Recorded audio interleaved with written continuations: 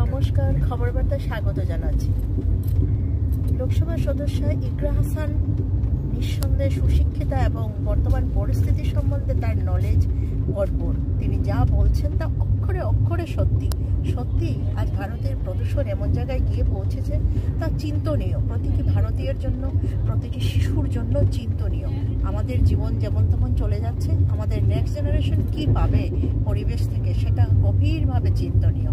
কিন্তু বর্তমান পরিস্থিতি নিয়ে অ্যাডভোকেসি করে বন্দে মাতরমকে নিয়ে অতীতে যে ডিপ্লোমেসি হয়েছে, যা রাজনীতি হয়েছে, যা মুসলিম তোষণ হয়েছে, তাকেই ঢেকে রাখা যাবে? ছাই দিয়ে তো সত্য ঢাকা যায় না, বালু চাপা দিয়ে তো সত্য ঢাকলে হাওয়া একদিন বালু উড়িয়ে নিয়ে যাবে, সত্যটা বেরিয়ে আসবে। মেনে নিচ্ছি বর্তমান পরিস্থিতিতে পরিবেশ প্রদূষিত, বর্তমান পরিস্থিতিতে ভারতে পার ক্যাপিটা ইনকাম অনেক নেমে যাচ্ছে।